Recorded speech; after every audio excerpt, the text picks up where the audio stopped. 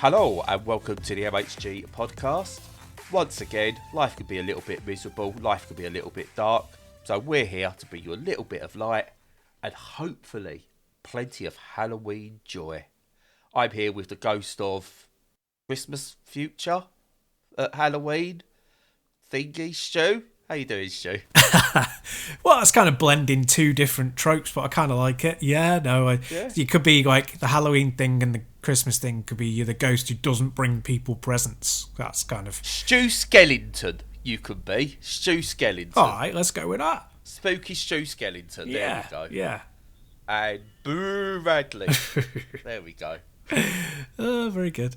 Yeah. There's our Halloween special. There you go. Nice. We've done what we needed to do. Got some spooky games to talk about later, but there we go. We've done our Halloween bit. Ooh. Terrifying. Yeah. Oh dear. It's Halloween. My daughter really loves Halloween. I've got to say that. Edith absolutely adores Halloween. It's her favourite holiday. We spoke to her about it. She said if she could only choose one holiday in the year, what would it be? It'd be Halloween. She'd get rid of Christmas, the others like Easter, all of those. She'd get rid of them and just have Halloween.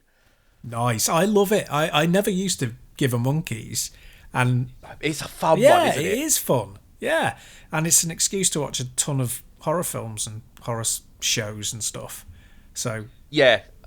And what I like about it is if you don't want to do it, no one's that bothered, so you don't get dragged into it. Like you do Christmas and all the other stuff. You're always giving out like Halloween cards. You don't, Hallmark. Don't you ever dare do that. Right, but no one's giving out Halloween cards. You haven't got to buy presents for Halloween. And if someone does want to like do their house up, it's like always people are really into it.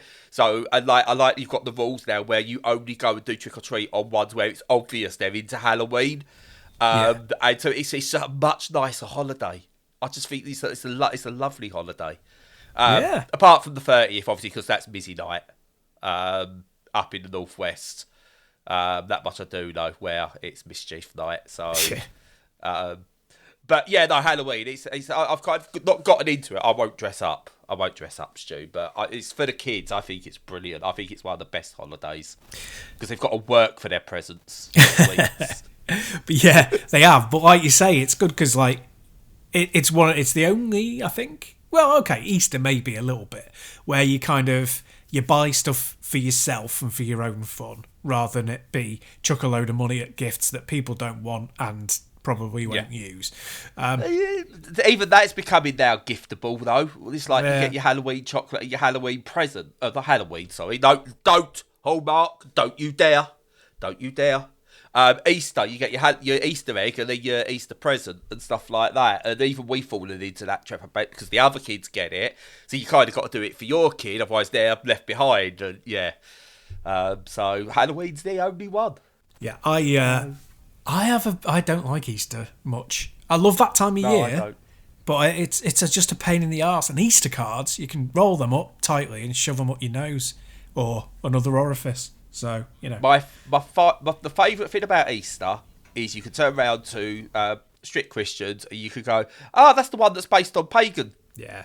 Isn't it? Yeah, that's it. Because it changes as the moon changes. So, you know. Yeah, exactly. Where in the Bible are the things about brightly coloured eggs and Easter bunnies, you know. Yeah. So, yeah. You know, when did Jesus resurrect? Because he can only resurrect once. He didn't resurrect based on the moon, did he?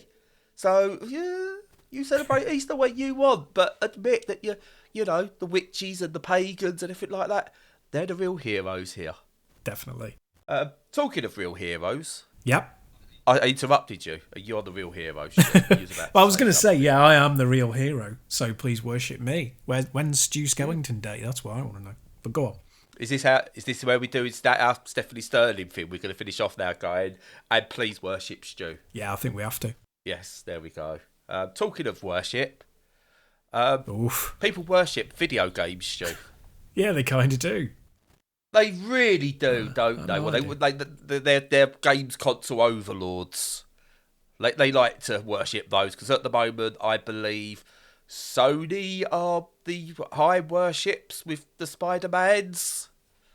Nintendo with the Marios, but not Microsoft with the poorly made Forzas. Yeah. Oh, they Interesting. can't buy a win at the No, moment, they can't. Can they? for actual games? Literally can't buy a win. It's yeah, because that should have been their home run. That should have been their like right. Tell you what, this is our guaranteed 3 points right here. Forza. Oh God, we've blown it. We've blown it at home, and we've let in a 91st minute equaliser. What are we gonna do? We can't recover from this. I don't know. There's no Halo on the horizon. The Activision stuff. They've had to announce the Activision stuff. They can't bring anything to Game Pass from Activision until 2024, which I know is not far away, but everyone was kind of expecting. They've got Activision. Give me the 3 Call of Duties. That hasn't happened. So I don't know. If only there was a fourth option out there, Stu, where you didn't have to worry about all these wars. I know. Give peace a chance. Give console war peace a chance. Give PC a chance, are you saying? Give PC a chance. Yeah, it was right there for me. Open goal. It was right there, Stu. Microsoft style. It was right there. Missed it. Yeah, you missed that open net. I'm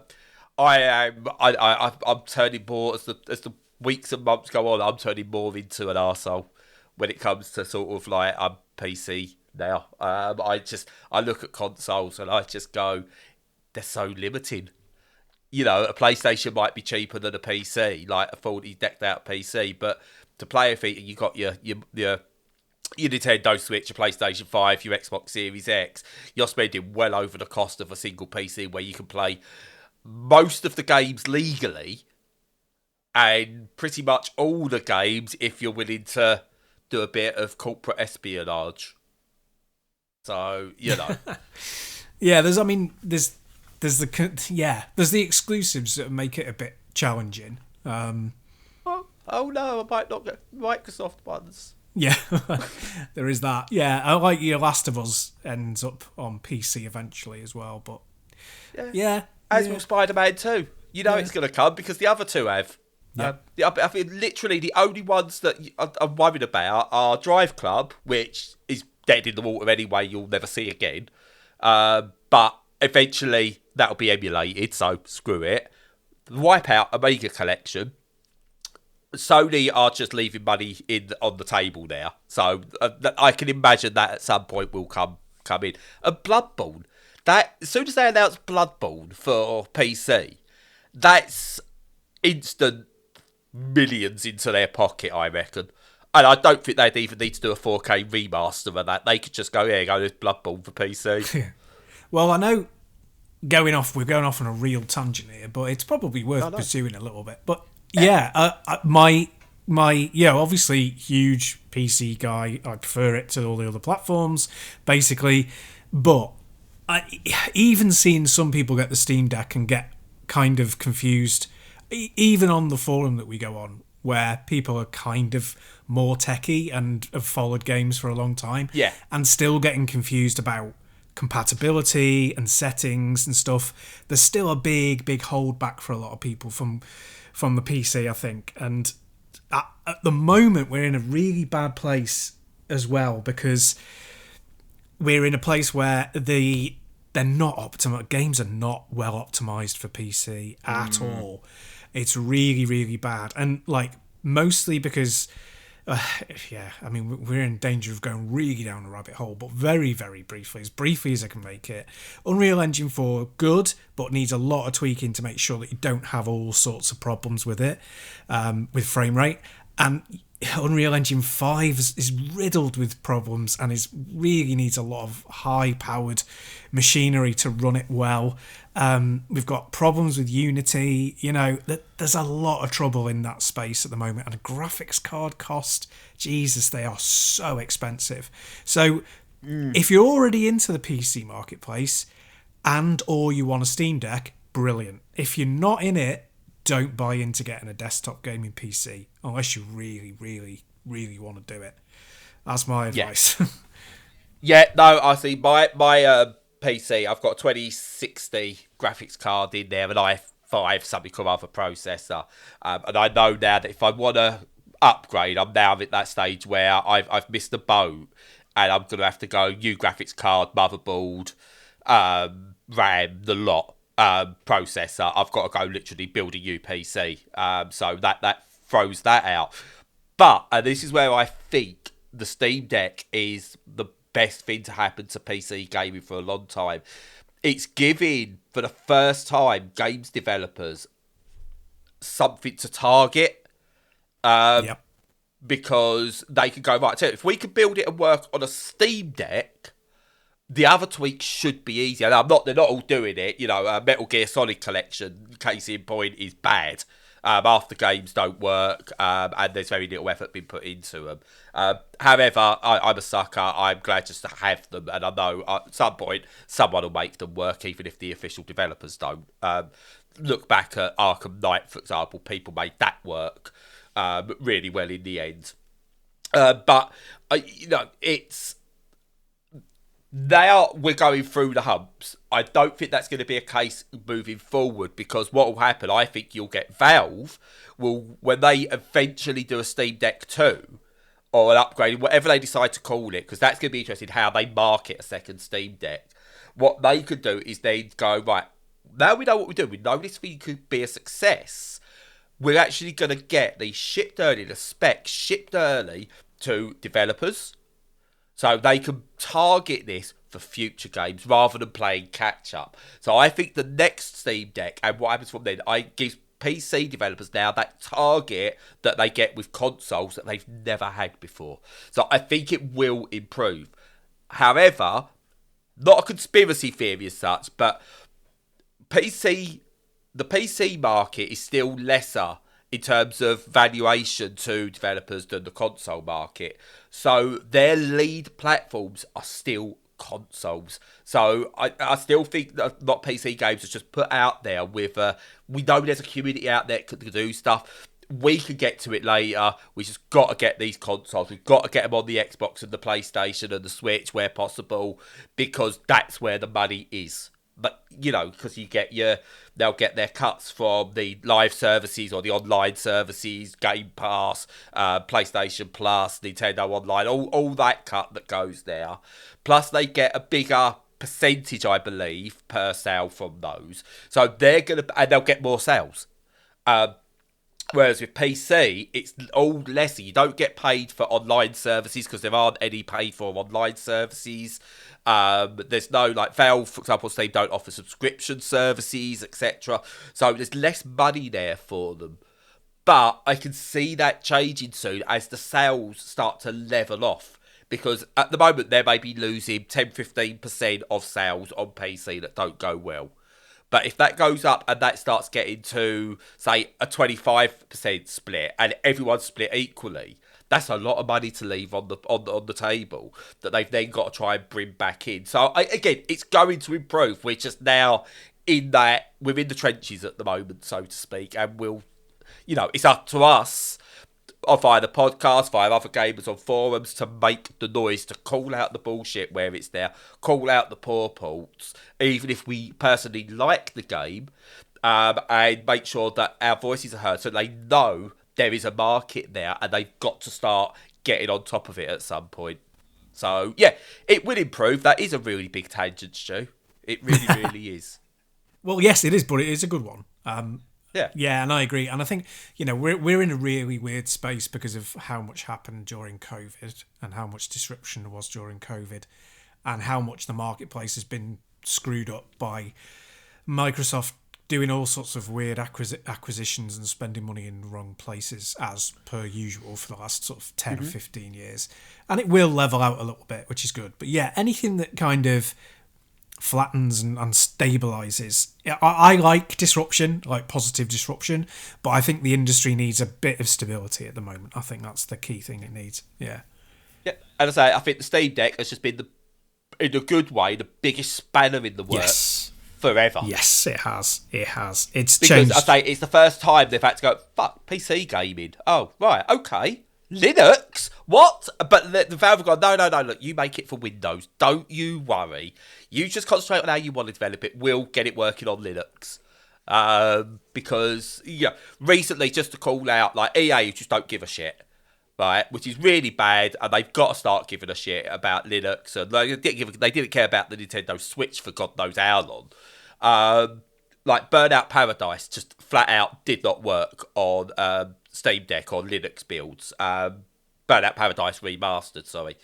Now, some Proton updates, it works.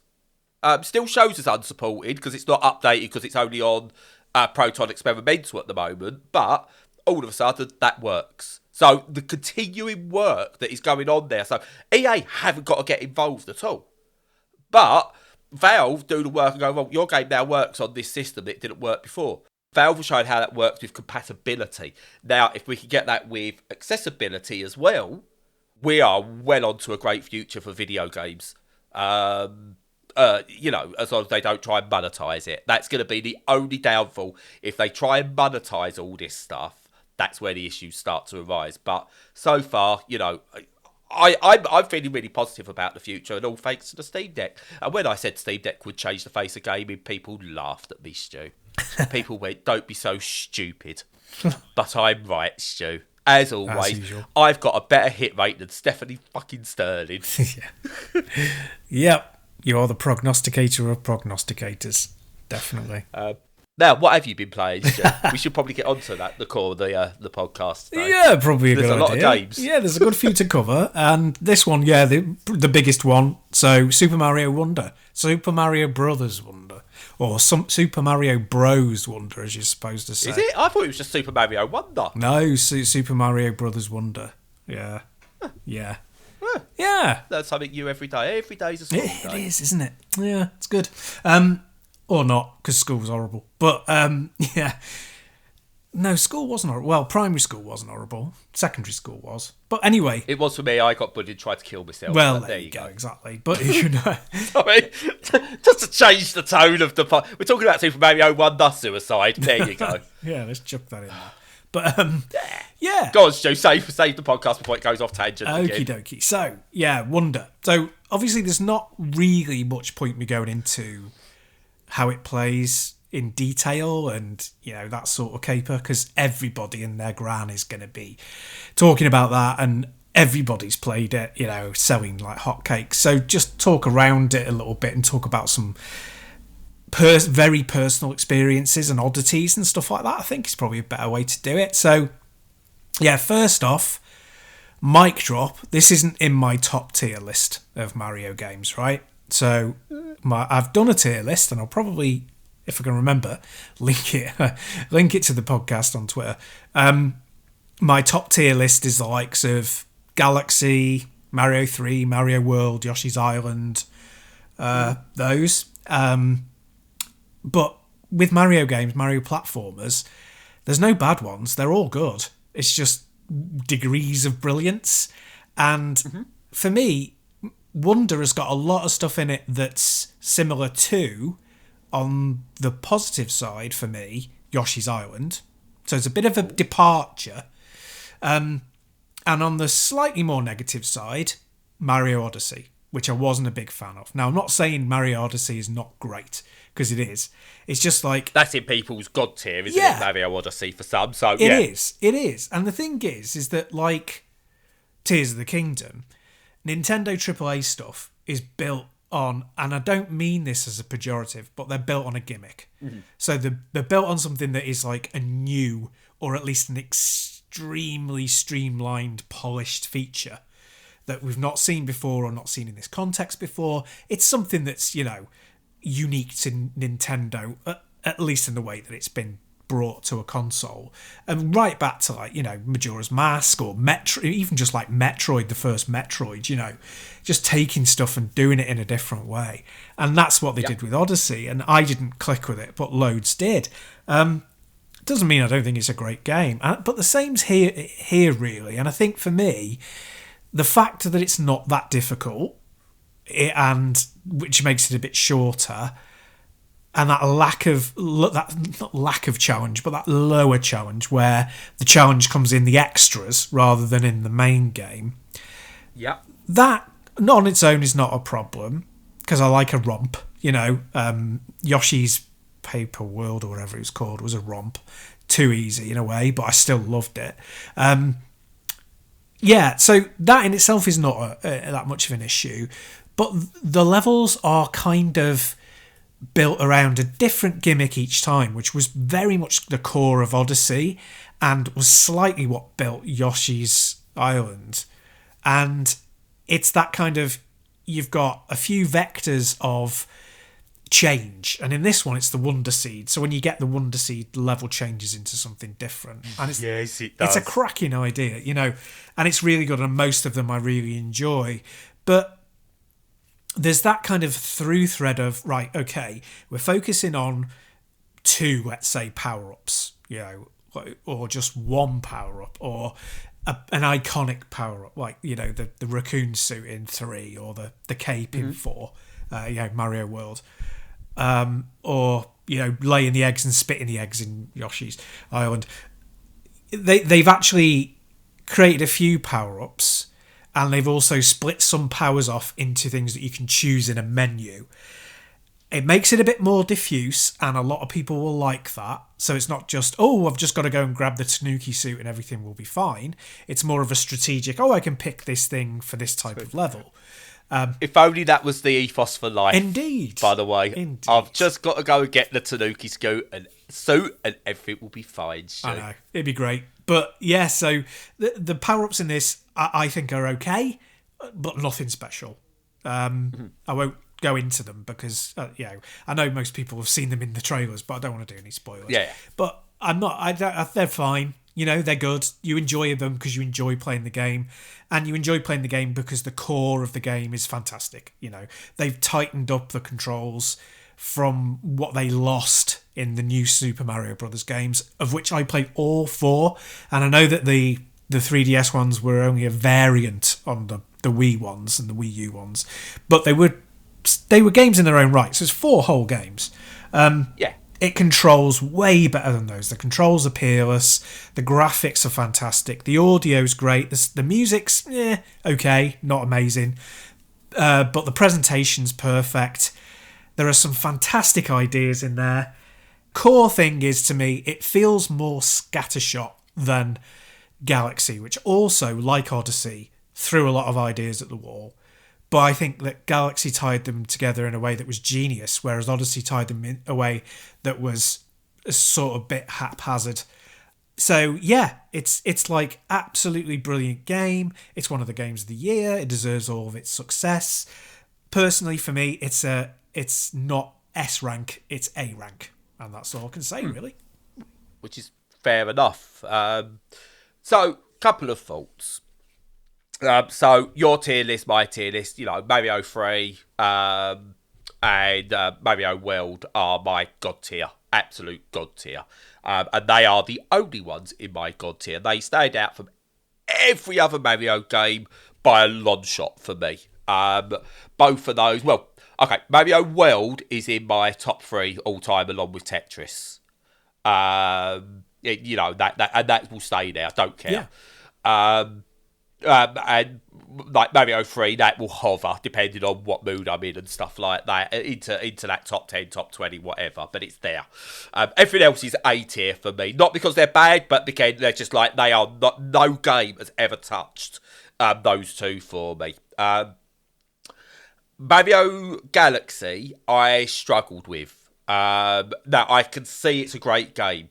And I've played it, and it is a great game. But I realise why now. It's my ADHD brain, for whatever reason, can't cope with controlling Mario and then controlling the wand to collect the stars separately. Yeah.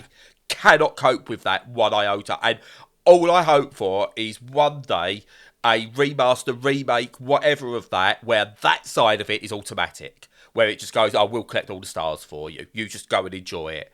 Much in the way that the new Super Mario Brothers games have the Luigi mode, where it pretty much plays that bit for you or gets you through a level. It needs that for the collecting bits in Mario Galaxy. Because as I said, my brain just can't handle it. I can tell it's brilliant. I preferred Mario Odyssey to Galaxy. But you're sort of going, what's your favourite fruit, apples or oranges there? There's nothing wrong with either of them. Yeah. Now, Mario Wonder, I've played a very little amount of it because I said to you off air, I'm having problems with my eyes and the colours are just too overwhelming for me at the moment. But also, I got to that first seed And there's a musical number with Petey Piranha plants everywhere, and I don't know if that could ever be topped in the game. So I don't know if I'm done because I think I've played the best part of the game already. Maybe. Because I played that and just went, what have I just played? That was amazing. So yeah, and I will go back to it. Who am I kidding? It's a Mario. I will go back to it. But just answer me this: did they front load the game, or does the quality continue throughout? Well, I mean, that's kind of part of my thesis, really, in that it's rocky for me. It goes up and down quite considerably all the way through, and you're as likely... Good for a platformer. Yeah, exactly. You're as likely to encounter a level that you're not as impressed with as you are one that you are. I don't think everybody shares that opinion, but you see, I'm a little concerned about the internet binary again on this, in that, you get everything has to be perfect. You're wrong! Yeah, you have to fall into a camp of either being right and it being brilliant or being wrong because you got a couple of issues with it.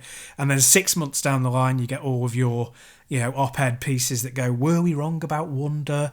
And it's just like, well, I don't do that. I'm just honest about how I feel. And I genuinely feel that some of the gimmicks are just end up as good. They end up as fun, but they don't end up as brilliant. And I think that when we're talking about your favourites, not even bringing mine into it, when you're talking about 3 and World, there's nothing in it that doesn't land. Again, a platform thing that you do. There's nothing in it that doesn't... From that one level where I kept not landing and I had to rip... No, God, precisely. But yeah, I just feel that when you're into that God tier, when Nintendo are totally flowing, the games flow in that same way. And I do think it is because of that whiteboard philosophy of them splitting things out and saying... come up with an idea and then run with it, and then people being allowed, different parts of the development team being allowed to insert those things in, rather than it be, here's the design philosophy, you have to stick with that for the entire game. You can deviate from it, but it has to be along the main branch. And there's good and bad, which is why, for me, some of it doesn't land. But I like the fact they try. Anyway, I like that fact. I watched... Scott the Woz video last night talking about GameCube, first party GameCube games. Right. And he says pretty much that exact same thing. That era Nintendo tried things. And it didn't matter if it landed or not, they tried things. You got to look at when they done Star Fox Adventures. If you go back and play Star Fox Adventures, it's a good game. It's just not a good Star Fox game, but they tried something. It's... Mario Sunshine, it's a bit of a one that splits opinion. Some see it as one of the best Mario games, others see it as one of the worst ever Mario games. But he said, if you go and play that and then play Mario 64, the controls in Sunshine are so tight compared to 64. It's like night and day better. And they tried a new gimmick that some people didn't like, but they tried. And then Nintendo tried to go safe. And safe Nintendo, boring. Nintendo taking risks, that's good Nintendo. And they've done that on the Switch era. And and they've tried it with Mario. They tried to do an XCOM Mario with unfortunately with Ubisoft. But obviously they started that before all the crap came out as well. I think they probably would have distanced themselves early because of their family-friendly image. But anyway, they've done that, which is a risk. An XCOM Mario game is a massive risk, especially with the rabbits. And it worked. Mario Odyssey was probably their safe game, but then they done, along with Tetris, Tetris 99, a puzzle game battle royale, which is then spread out, and now you've got F-Zero as a 99 game, and apparently it works. They take these risks, and that's the best Nintendo, because that's when they drive innovation. The Wii was a risk. The Wii U was safe, and they went, let's just do more of the Wii. And then the Switch was another risk. Where we are going, look, we're going to say straight from the back, we're not powerful as powerful as the others. We're getting rid of the handheld and the home console, and we're merging them. That had never been done before. And that has then led to the evolution of, as we said, like the Steam Deck and stuff like that. Maybe not directly, maybe it was already there, but it's led to go, actually, this can work. And that's a risk. And the games that came out on it, you know, the size and scope of Breath of the Wild is a massive risk compared to what the other games were. And so that Nintendo's great. And as you said with Super Mario Brothers Wonder, it might not hit consistent 100% of the time. It probably hits consistently, but not 100% of the time. And yeah, you can pick faults. And the good thing about this, and this is why we don't do review scores and why I like it, is you can love a game, and you can really enjoy a game, and you can pick faults with it. And that's important. And Nintendo, as long as they go, okay, right, this is what hit. What can we do next? You know, where do we go? What do we develop? What was wrong with these parts? And they listen properly, not just listen to the white noise that comes through. Then this could be the start of another mini franchise of theirs, because they like to do like mini franchises with their Mario games, I've noticed. So like New Super Mario Brothers, that is kind of a mini franchise within it and so on.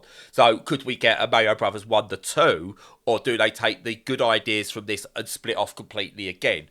But yeah, you know, as you said, when you're talking some issues with a Mario game, you're looking almost for these issues. And it's stuff that if this was, I don't know, James the Jumping Rabbit, platformer title debut, you'd probably be praising it to absolutely the hilt as the best new IP to come since Mario, because it's doing all these things. But because it's Mario, the expectation levels are so high that you do have to not go overboard. It's go, these things don't quite hit as well as you would expect from another Mario game. And it's a nice problem to have in it for Nintendo. Absolutely. They are pretty much on a sale, but we keep going back to saying that Astrobot in VR is like the only kind of game that's like challenged the throne kind of thing. Yeah. In the last 15, 20 years, probably. Yeah. And it's still there. And like, I think that's a better game than Wonder. But that wouldn't mean that if I was reviewing it for someone that did scores, that I would score it lower. I think I'd probably still score them the same. It's just in my mental tier list, Astrobot would be a bit higher. Do you know what I mean? Which is why scores are bullshit. Precisely. And there's level, you know, you look at Sonic. When you go to a new Sonic game, do you go into it with high expectations or low expectations? I always go to it with low expectations and sometimes get pleasantly surprised. Rock bottom. Right? Sometimes I go with low expectations and somehow still get disappointed. Yeah. It's like Superstars, apparently. It's all right. Sonic Superstars is all right. But I've got no expectations for that because it looks a bit like Sonic 4 graphically. So I'm like, this is going to be absolute trash. I've played the first couple of levels. It's all right. It's fine, but it's not Mario. No, absolutely not. And I'm a big fan of Sonic. I will defend Sonic. Those first 2D Sonic games are the best. I like Sonic Generations. You know, I'm big on Sonic Generations. I think that's a brilliant game. It's good. And I think the only games that can match Mario are, I think, Sonic 2 and Sonic Mania. They are the absolute god tier Sonic games. By the way, so there you go. Oh, Sonic and All-Stars Racing Transformed is better than Mario Kart. I'm not a fan. We'll pick up Mario Kart in another episode because, I am not a fan of modern Mario Karts in any way. I don't play them, but we'll come back to that. We need to talk about some other stuff because we haven't got onto our Halloween special stuff yet. No. On our Halloween special. Ooh. Moving on. No spooky stuff yet, but I've been playing Alaskan Road Truckers because I'm a bit of a sucker for these simulation games. Euro Truck Simulator, Microsoft Flight Simulator, Power Wash Simulator, all of these kind of things. Snow Runner, all of those. And I'm not going to lie, I quite like that Ice Road Truckers when it was on TV. That was quite fun to watch at times as pure trash TV. So yeah, Alaskan Road Truckers. I saw that and I was like, yeah, give me a go at that. Now, What this has decided to do to separate itself from your other simulator games is this is more of a life simulator, but as a trucker. So you drive your truck for miles upon miles upon miles doing deliveries and stuff, standard fare. But you have to go and make sure you stop at a refueling station to refuel. You've got to make sure you're hooking up your stuff. You've got to manage your own hunger and all kind of things like that. So everything that you have in life as a trucker, you've got to do. So it's maintaining your vehicle. You've got to do full preparation, check the weather, etc. about what's going to come. And the concept behind this is absolutely brilliant. Like you have to plan your routes properly. You need to get yourself different trucks for doing different things. You have to pick up you have to go and visit a store, like physically go and visit a store in the game to get the stuff you need. So it's not just like a menu. So it's you can kind of go out and about. Like you could just get out your truck and go and wander wherever the hell you want as well. And you know, you do have health issues, so you could get really ill in the game, and you suffer fatigue, and you suffer from the cold, and that can affect your performance for driving and what you see on the road and stuff like that. There's like disasters, so you might have to come across a fallen tree. Can you get it moved? Do you have to replan? All kind of things like that. It's a very in-depth simulator. And in this game somewhere, there is a good game. However, the problem I have with it at the moment is it runs like absolute trash. On desktop PC and on Steam Deck. The performance just absolutely lets it down. So I don't feel I've been able to experience the game as it's meant to be experienced to decide whether I think this is a brilliant game or just, you know, something that's alright that I'll play for 5 minutes. Because every time I get going in it, I then get like single figure frame rate drops, I get crashes, I get button prompts not working. Sort of like at one point, I was in a refueling tutorial. So I went to try and refuel my truck, and it let me choose how much fuel I wanted to put in. So this is all you have to do. Like you go there, you have to go, right, I want to put this much fuel into my truck, and then you lift the nozzle and put it into your tank. But the prompt for letting me lift the nozzle wouldn't work at all. I drove out the thing, I went back, still wouldn't let me do it. And I was nearly on empty, well, about halfway into my fuel, and it wouldn't let me do it despite that being a tutorial. So lots of little bugs like that worked when I had to restart the game from scratch. It then let me do it. But I don't want to be restarting a game like this every 5 minutes because the opening's quite meandering. Like, it's taking you through everything you've got to do. And it's like, I just want to get on the road now. But there's a really good game in there somewhere. Weird things that need fixing, such as like other vehicles on the road don't drive at the speed limit. They drive way below the speed limit. So you're in this truck, you know, going along at maybe 50 on a 55 mile an hour road, and there's a car in front of you, like almost feels at a standstill, and you run into the back of it because you just don't expect this car not to be moving. And yeah, it's a good game, I think, but bugs and performance, this isn't ready to come out yet. This needs more time cooking, and I think there will be something worth playing there, but just at the moment, oh boy, it's trash. I mean, is it in early access or is it actually the full release? No, it's out. Oh dear. I'm just actually just double checking. Yeah, it's a release game. Yikes. But it's purely performance. I don't know what happened, why they had to get this out. Generally, I wondered, maybe it's my setup sometimes, you know, because I said, like, my setup on the Steam Deck, I try and play it immediately on the Steam Deck and then on desktop if it doesn't work. And I thought, maybe it's just something to do with me. Maybe it's something I know. No, it's generally the faults of everyone who's played it is, this is really cool, but it shouldn't be released yet. So someone, you know, who's playing, like, who can brute force it. I see someone who said they're like on a 4060, like really like massive, excuse the pun, rig, and they can get performance out of it. But yeah, it looks like at times it doesn't look like a modern game. in terms of ray tracing, stuff like that. This looks like visually this would be at home on a PS3 360, and that's not to say that's bad graphics, because I think they are still great graphics on those systems. Maybe an early PS4, Xbox One title, but it's not pushing the limit. So I don't know. Hopefully, I really, really hope they can get something from this moving forward. But at the moment, yeah, good game, runs like trash. Stick to your Euro Truck simulators at the moment if you're after that experience. Yeah, fair play. Let's hope they're able to put the work in and get it sorted. Yes. Yeah, because you can tell they've put love into the game. There's a lot of love in this game, but yeah, it's just not working at the moment. Sorry, developers. What you got, like, quickly from you, Stu? What have you got? Let's move on, because I want to get into spooky season. Yeah, fair play. So yeah, I've been playing Ghostrunner II, and if you remember, sort of spooky. Ghosts. Yeah, it's got nothing to do with ghosts. Yeah, so if you remember, I was a huge fan of the first game when it came out, and just it's one of my all-timers. It's in my top 100. I absolutely love it.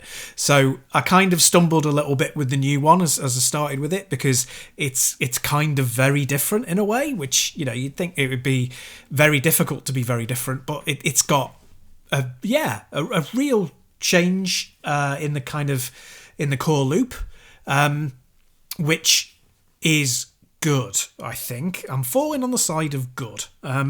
So basically, you know, as with the previous game, so you're a kind of one-hit kill machine, glass cannon that can be killed in one hit. So there's, like, you know, it's traversing levels, first person, killing stuff with your sword for the most part, being killed instantly for the most part, and doing instant restarts to get through the level, similar to Neon White, similar to Mirror's Edge, and running on walls and parkour.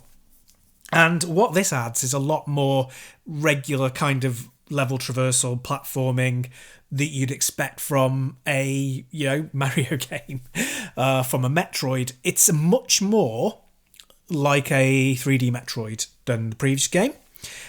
Which may be a huge boon to some people and will probably open the market up for them quite a bit.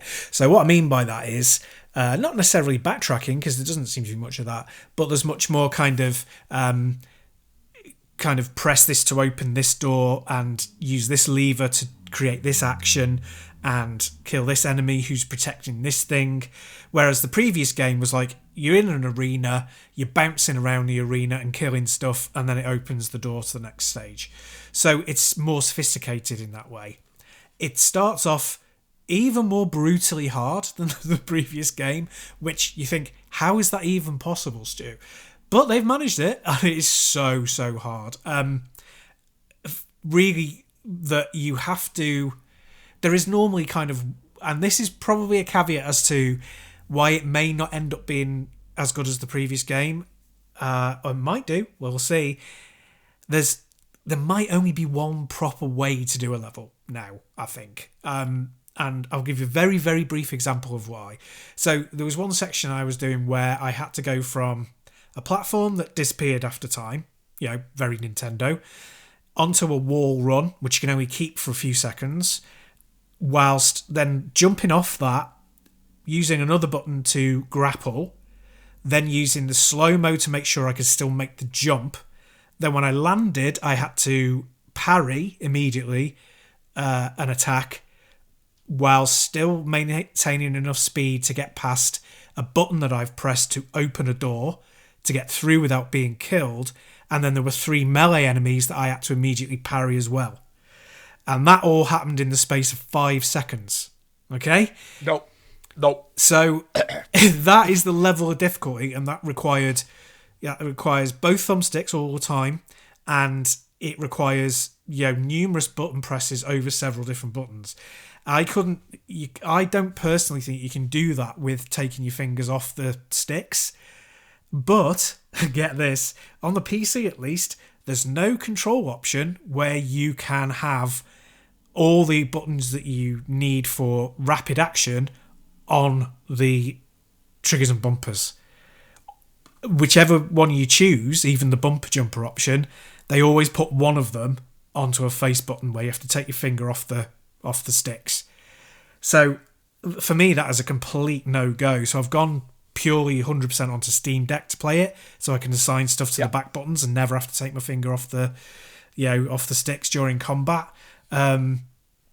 So I'd say that's a really big flaw. I really do think they need to change it so that you have an option to have that on a standard pad. And also my description there, which is 100% what you do, just tells you how difficult it is. And, I died about 100 times just on that one bit. So probably half an hour just getting past that. So it could turn like an 8-hour game into like a 20-hour game easily. And it's just whether you're going to enjoy that or not. And I am enjoying it. Because it has got that depth, that sophistication. And when you beat a challenge, it's really, really satisfying. But you have to think of it as each level is like a challenge in itself, like Portal kind of thing, rather than, I can just bounce around and use my skills and reactions to get out of it. No, there's some bits of it that are pure reaction, and there are some bits of it that are pure memory, and you have to combine the two. So it's going to divide people like the first game did, but for me, at the moment, it's going in the right direction. Fair enough. Definitely not my game. I own the first one, probably on a bundle or something like that. And I played it immediately after we spoke about it a few days ago. I gave it a go, got through the first level, and just went, nah, that was too hard work. I wasn't enjoying it. I don't know, not for me. Too much to remember. The enemies are brutal in it, and I can't. Yeah, it's too fast for me. Nice and easy to see things. Not going to argue. Yeah. Visually, one of the better ones for me, to be able to see where I'm going and stuff like that. But yeah, that's too much hard work for me these days. Yeah. So I don't think I'll get on with number 2. No. There's a demo, so anyone who wants to try it can have a go on the demo. And I would say alternatives are Neon White, which has some of that level of difficulty, but it has a much lower sort of threshold for getting out of the level than Ghostrunner 2 and Ghostrunner. So that's an alternative. Obviously Titanfall 2, which is an all-timer and has a lot of the same elements. And Sprawl, that I talked about last week, has a lot of the elements, but without the same level of difficulty. So there are other options, yeah. Good. Moving on. Right, so it's now on to spooky stuff. And because it's spooky stuff, Stu's a bit of a scaredy cat, so he's had to go. So you just got me for the next however long it takes me to spew out my thoughts. So for the upcoming Halloween, I decided I'm going to play a couple of themed games, shall we say, a couple of spooky games. The first one of those is the Outlast Trials. A quasi-sequel to the Outlast games, which were like these first-person, creep 'em up, survival, horror-y type psychological games that some people got really scared of, but I didn't. Basically, you played hide and seek. And there was a story that went along with it, and it used almost like a found footage type thing, I suppose, to give the scares. And this is very similar in terms of that you play a character, you go around an area, and you've got to hide from the bad things and the things that are going to kill you, and to try and survive, essentially. Except this time, the game split up into 3 different characters, I think it is. I've played through one of them, played through one and started another. But you're like in this facility from someone called Murkoff, who's this doctory type person, I suppose, who's carrying out experiments. And yeah, it's what you've got to do is try and get through the world that you're put into and survive, essentially. You get various tools to go with it, so you get like your night vision camera that's kind of like attached to your head that you've got to collect batteries for. You pick up health, you pick up various different tools that can help you get through. Like you can maybe like blind the enemies or things like that. You kind of got to get through, uncovering and investigating as you go along what's going on. And yeah, you know, everything there. So you might walk on glass and that can attract the enemy. You can make different noises that can attract the enemy. You might just be happened upon by enemy creatures and inmates and things like that. And you kind of like you're going through doing this investigation, and it's not scary. And I've spoke before. I don't get scared by these sorts of games. And the reason I don't find this one scary, it's a good game. Really enjoyed the game. But the reason I don't find this one scary is, like many games of its type, it shows its hand too early.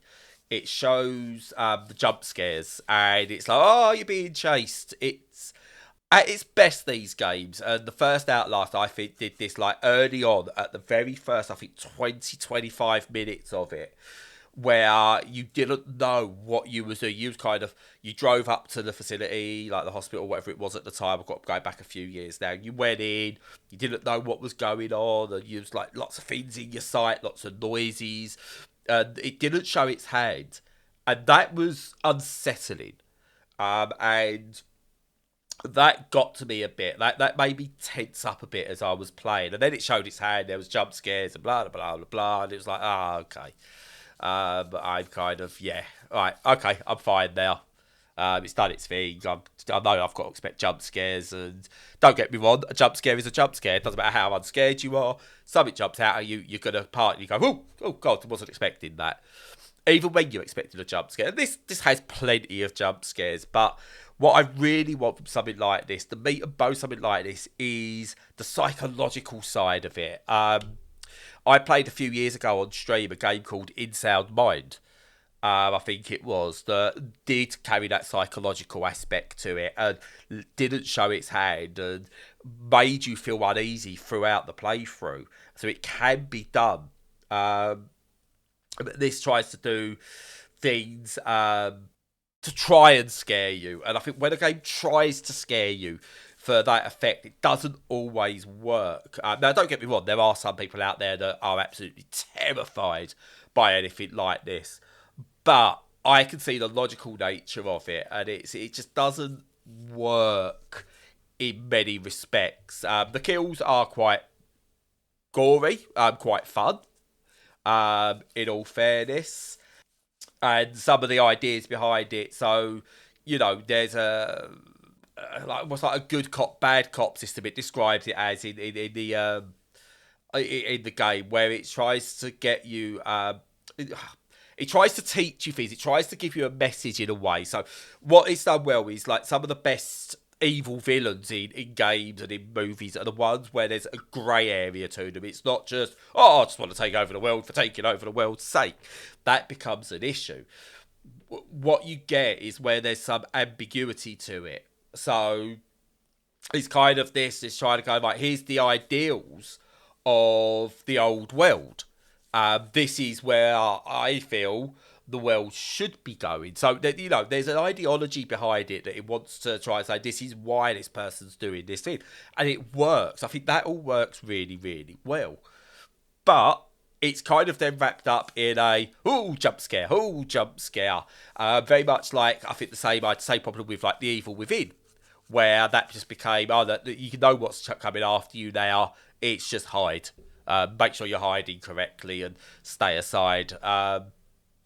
It is an issue for me, not for others.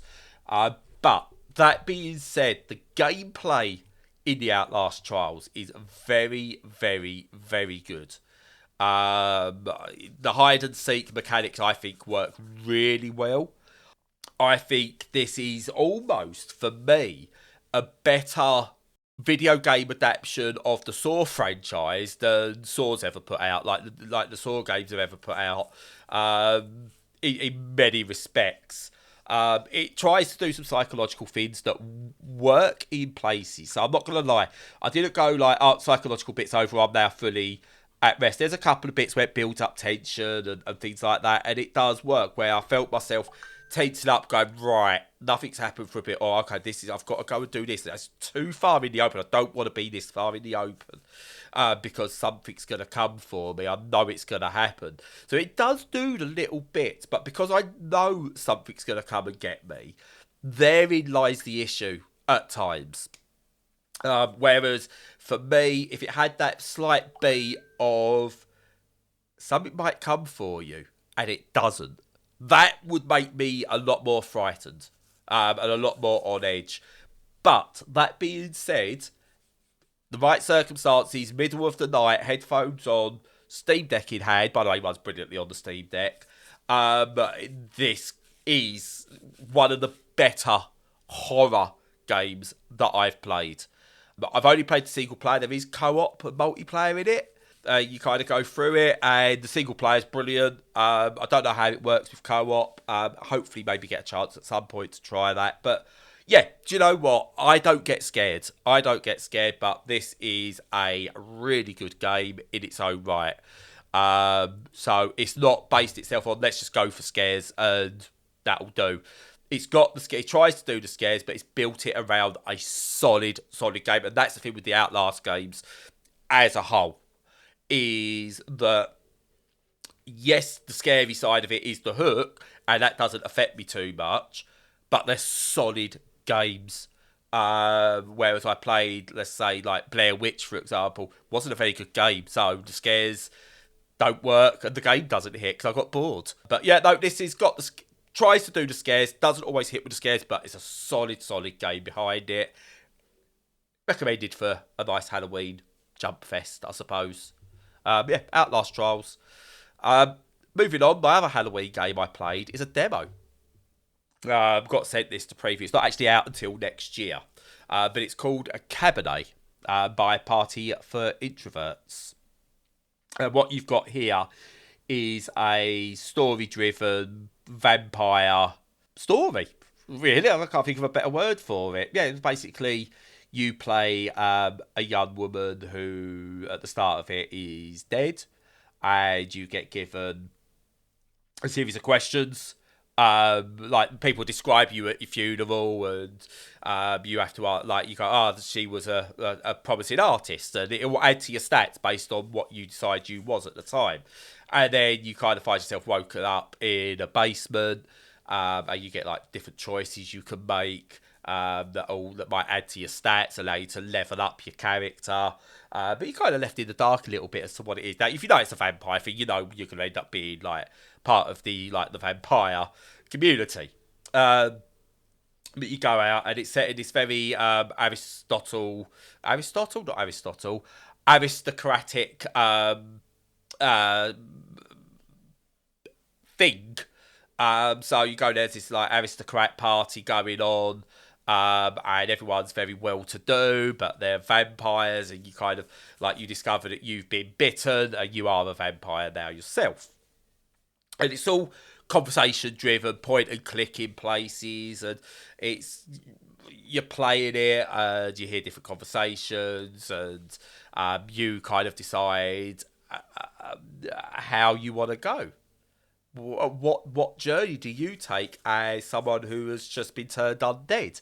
Do you want to keep your humanity? Do you want to go fully into the life of being a vampire? There's a morality system in there, which is a bit black and white in ways, but it's good to have.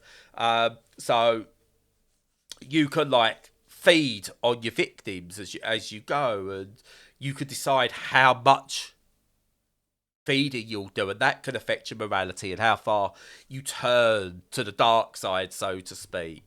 And the morality system in this and the different characters works really, really well. But this is only a demo that I've played so far. But I got to a point in the demo where I went, yep, that's enough. I'm all in on this when this comes out. You get different vampire powers as you go. It's got a brilliant cast. You have to do things in it whilst it's nighttime. So, you can't really do things during the day, obviously because vampires can't be out in sunlight. Um, it's cool. You can turn into a bat. Always welcome stuff like that in video games. Got vampires are brilliant when it comes to that. And what I really like is that it's kind of setting this highlight, so everyone is well spoken, well to do, but it's got this underbelly that hasn't quite been revealed yet where I got to in the demo. But there's definitely this seedy underbelly there where you are. Really brilliantly voice acted. Everything I've played so far is voice acted, and it's got, I think it's Ben Potter from Triple Jump Games is in it, which is just like, whoa, okay, yeah, if you say so, if you say so. That's I don't get it, but sure. And yeah, it's so far as a demo, I literally play the demo, give it a go when you get a chance, stick it on your wish list, because I think this could be a pretty special game when it releases next year. But I'm all for this one.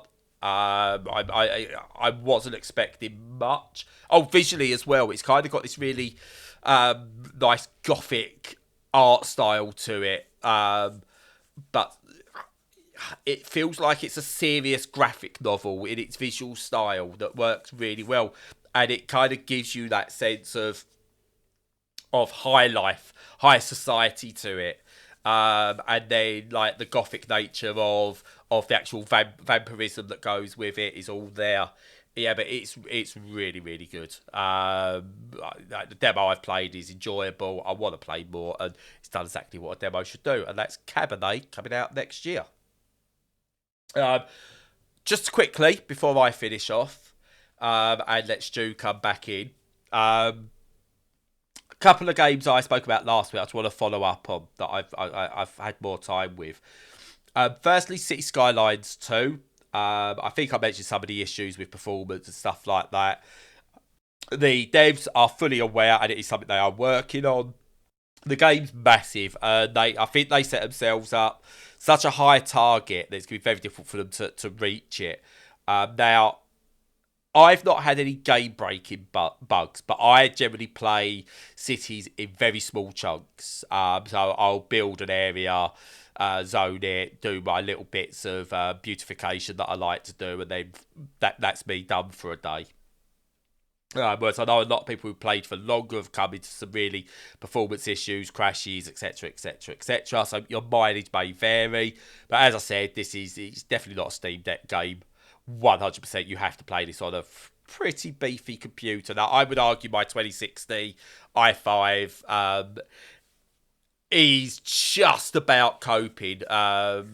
So, I don't know what you're going to get from your systems or what configuration, but I just about cope at 1080p.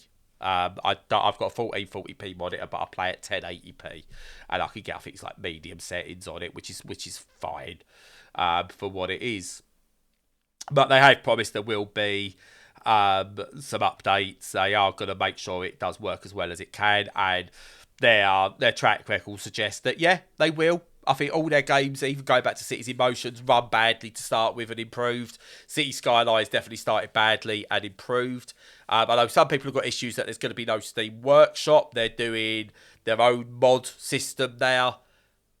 As long as it's nice and easy for me to be able just to go and install a mod, I haven't got to go into different file systems and replace files and stuff like that, then I've got no issue with it, because on Steam Workshop there was a lot of trash as well. So if it can help them maybe get rid of some of the trash, that's good. So we'll see with that one. I've played more Endless Dungeon from Sega and Amplitude, and that is just it's a brilliant game. Runs can last anywhere between 15 minutes to a couple of hours. I'm making slow progress on that game, discovering more, working out better tactics. Still only playing the single player of this, but that gameplay loop is brilliant. And just hopefully they can sort out the small text issues. They can get that sorted. Brilliant. But yeah, I'm having a grand time with that. I just absolutely adore it. I even went back and played some of Dungeon of the Endless, because I haven't played that for quite some time, and it made me appreciate that even more as well, because I think that's a brilliant game. But yeah, Dungeon of the Endless Dungeon, sorry, absolutely sublime. Absolutely sublime, and is definitely up there for one of my recommended games of the year, which I must update that at some point. But oh god, it's really good. So yeah, that's that. Yeah, I will let Stu come back in. So with that, thank you very much. I'll shut up now. Yeah, that's it from the podcast this week. So as usual, follow us on all the socials, join us on Discord for a chat if you fancy it, check out the website, and in the meantime, until next time, stay safe and stay sane.